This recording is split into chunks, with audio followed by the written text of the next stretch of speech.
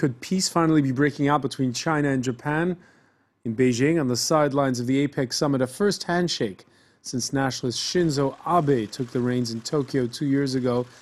Follows common efforts to diffuse the tension over disputed islands.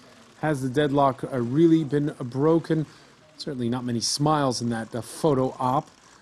Some say Japan had no choice but to have this encounter, what with Abenomics sputtering and fears of irreparable damage to trade with China, which, despite the rhetoric, remains Japan's top trading partner. There's a third protagonist to follow in this dispute, Japan's ally, the United States. Barack Obama comes to the summit touting a trans-Pacific trade partnership that leaves out China. That's angered Beijing. Just how much, though? And can neighboring states who share the worry over China's muscle flexing afford to stoke that anger?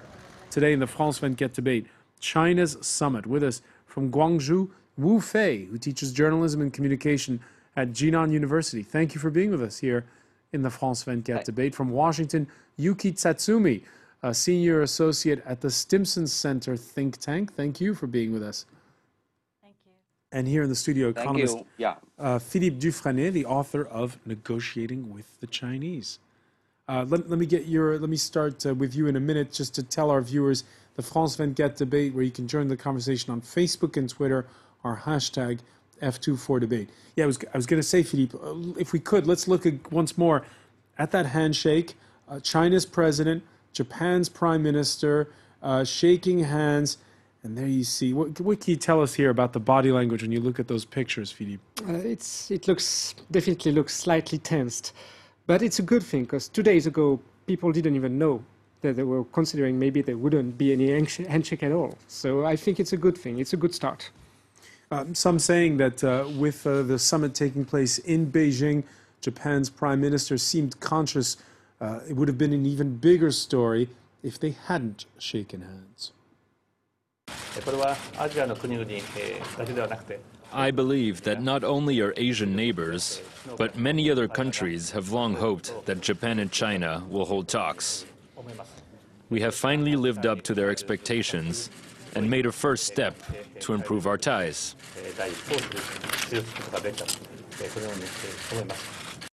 Yuki Tatsumi, is this a breakthrough moment? Not exactly. I think that this is definitely a positive step. It's better to meet than not to meet. However, and it's also, I might point out that it is a very positive sign that at the meeting with Prime Minister Abe and President Xi, both leaders agreed to give a go-ahead for the both governments to begin to talk about the crisis management on sea, which has not been progressing very well. So this decision at the leadership level is something that was very, very needed. So on that point, it was a very positive step. However, I'm very skeptical that it will lead to any kind of diplomatic breakthrough anytime soon.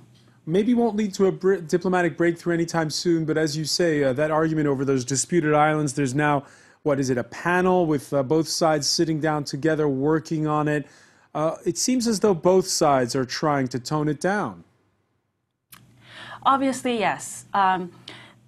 There are definitely, Japan doesn't want this issue to dominate the bilateral relationship. China is the biggest trading partner for Japan, and China also very much needs Japan's investment in China. So on economic sphere, they very much need each other.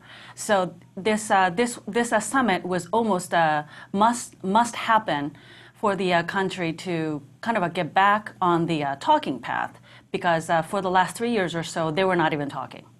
You might argue that right now it's Japan that needs China more than China needs Japan. What with Abenomics sputtering and the prospect of having to raise taxes in Japan, the Japanese desperate for more business and trade.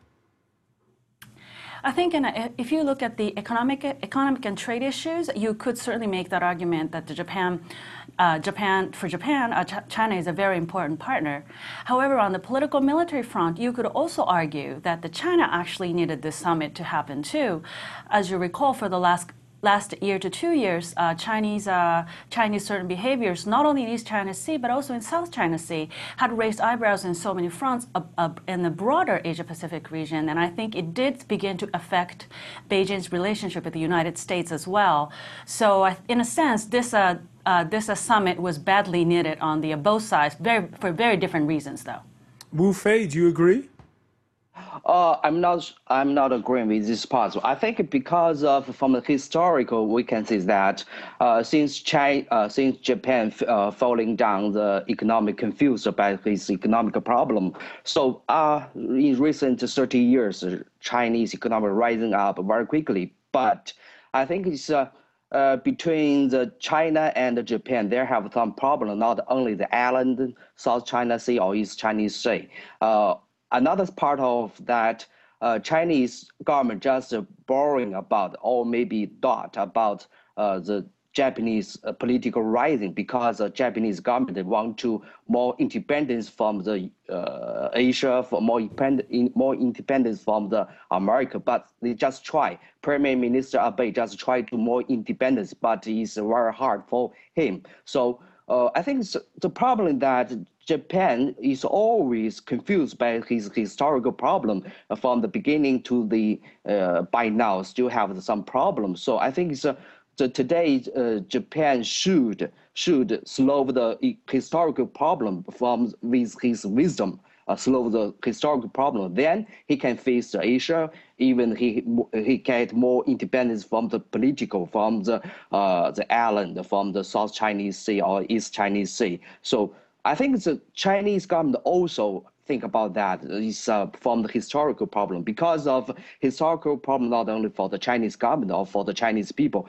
Chinese people always think about if they charge with Japanese government or people, they think about the history more than the future. So that's the big problem for the Japanese problem, is that if you use their wisdom to solve the historical problem, or give the Chinese government or people's reason. Give me some reason about the historical problem, and then not only some cases, so some views and some wars to the Chinese people. But I think it's not only the Chinese government satisfied these parts, but Chinese people also not satisfied their different words, different saying, and different a lot of cases is planning. So I think that's the problem for the Japanese government. So I think that's the really problem for these parts. So I think the Japanese government should try their best. Let me ask you, Kitsetsumi, about this, because as you just heard, seen from China, Japan hung up on the past, a nationalist prime minister with strong rhetoric who's gone to visit this controversial shrine that pays homage to those who fought against the Chinese in World War II. Is Shinzo Abe as hung up on the past, to use the words of by Wu Fei, as he was when he first entered office? Had Prime Minister Abe really been hung up on a history, as Dr. Wu has suggested, this summit would have never happened. I think that'll be the shortest answer. If anything, Mr. Abe, even when he was a prime minister for the first time from 2006 to 2007, he was, I think, one of the first world leader that openly embraced Chinese peaceful rise, saying that the constructive rise of the China in the emergence of China in a constructive manner according to international norms and law is a very welcoming sign and very good for the region and for Japan. Abe also has spoken repeatedly that China is a very important partner for Japan. Japan-China relationship is one of the most important bilateral relationship with Japan, and I do understand that his behavior and also sometimes his strong rhetoric. And I might point out that it's not his rhetoric. If you read it closely, he hasn't really spoken much about these things. It's rather self-appointed advisor of Abe that has caused so much problems in Japan's diplomacy. So I would just, if you would like to think that Mr. Abe is a nationalist hung up on a history, you can point to the behavior that's done with Abe's advisor. I would repeat, Abe's advisor outside the government, not by himself, but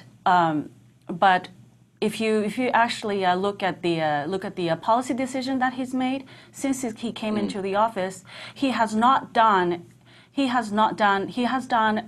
taking measures within the close consultation and coordination with the United States.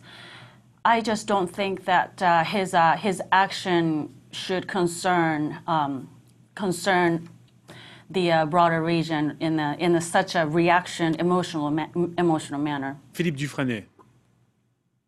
Well, I understand this point of view, of course, but if you put aside the nature of the debate, the fact that the Japanese Prime Minister meets Xi Jinping today, and the thing was China wanted the Japanese to recognize there was an issue about these islands. The fact that they meet today acknowledges to some extent this issue. There will be a debate. So far, Japanese didn't want it to be. They don't want to recognize there was an issue about it. So there is somehow a success today about that. And the fact, one could question how come this handshake, how come there is a progression, because Japan makes an effort here. But why do Japan make an effort here, considering that on Wednesday, Mr. Obama will try to discuss a bilateral agreement? One could question the timing here. I mean, APEC, of course, but maybe Japan is making this effort in order to work hand in hand with their ally, their American ally. All right, and that brings us to the subject of the United States. And after last week's thumping in midterm elections, Barack Obama trying to break out of his isolation, going on the road. He's at the APEC summit, and there he's trying to rally partners to his Trans-Pacific Trade Partnership and turn the tables on a China often accused of cyber attacks and industrial spying. We look to China to create a more level playing field on which foreign companies are treated fairly so that they can compete fairly with Chinese companies. A playing field where competition policy promotes the welfare of consumers and doesn't benefit just one set of companies over another. We look to China to become an innovative economy that values the protection of intellectual property rights and rejects cyber theft of trade secrets for commercial gain. Wu Fei, your thoughts on this? I think relationship between the China and the American, they always have some problem. Essentially, they are split from the ideology. In most reasons, Chinese government think about maybe some NGO from America, some big company from America will be split on the dispatcher Chinese government. Because of Chinese government think about, even though recent 30 years, Chinese economic rising up very quickly, but the recent 10 years, you know that Chinese economic was almost depend on the national company. It's not private company. So sometimes private economic just but these are down. Excuse me, Wu Fei. These are pretty blunt accusations on the part of Barack Obama that we're hearing.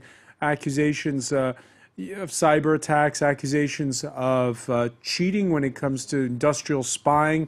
What do the Chinese think about Obama saying this on Chinese soil?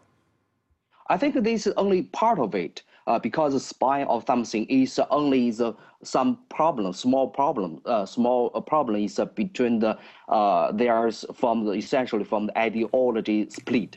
So they think about it, they are not the same. They are not the same style from the developing of economic. So some spy or the cyber problem. That's only some part of it. I think it's my personal thing about it is not big. It's a small problem because of they think about Chinese government think about maybe you use as tools or maybe from the cyber from the spying to just make Chinese government confused by something. So they think about essentially think about they form the ideology already difference. And the Chinese government think about recent 10 years their economic was abnormal, even though they developed very quickly, but its formal is abnormal because Chinese You're government saying, depends on the Buffet, that national- this is just a side show. I just want to welcome, because we have a guest joining us now, Jean-François Subciel, caught by Paris traffic, but here nonetheless, teaches at the French Political Science Institute, Sciences Po. Thank you for joining us here. We've just been talking about Barack Obama arriving, talking about this trans-Pacific trade partnership, and the Chinese seeing it very much as a way to contain them or isolate them on the part of the United States. Well, free trade is always a way to make an alliance and create groups. And I think this Trans-Pacific Partnership is the equivalent to what the Americans are currently doing with Western Europe, you know, this transatlantic partnership. So free trade is actually through norms, you know, I mean, it's not just lowering your taxes and your barriers, but it's also a lot of norms to enable free trade. This is always a way to create very tight alliances. And of course, the Chinese are, because they are excluded from this, I mean, the Chinese are very afraid that, you know, Japan and all those countries become, with the USA, make a big group. Is this the right way to go about it? Is Barack Obama right to launch this TTP, I believe it's called? Yes, I think it's pretty smart from him. It's very smart from America to try to unify all those countries around China with America. I think it's a very smart move, and it's the same move as they are doing in Europe. So it's very similar. Philippe Dufresne? I agree. It's a smart move, especially considering that, again, on Wednesday, Mr. Obama will try to discuss a bilateral agreement with China, another free trade agreement, but just between the United States and China, so that he can play on both grounds here. All right, and there's going to be that bilateral talk. It's interesting because you've had a situation where there was at first this G2 concept, then there was the pivot to Asia concept, and in both instances, it hasn't really taken off. It's very complicated. In terms of development economics, the next era of growth, at least for Western economies, is based on concepts such as intellectual property. And this is not exactly a field where China wants to be strong right now, or neither where its economy are strong. And it takes a lot of discussions. In order, again, Mr. Obama just mentioned the idea of cyber theft. It's another way of talking about the respect of the concept of intellectual property. It's something he wants to bring, it's a concept he wants to share with China, and it's very hard to build on that, especially considering the Chinese economics are based on infrastructure, mass production, not exactly intellectual property yet. I think this is the core of the problem and why it's taking so long. All right, so we talked about coalition building on the part of Barack Obama at this APEC summit. The Chinese also building their own coalitions. We'll talk about it when we come back. You're watching the France 24 debate.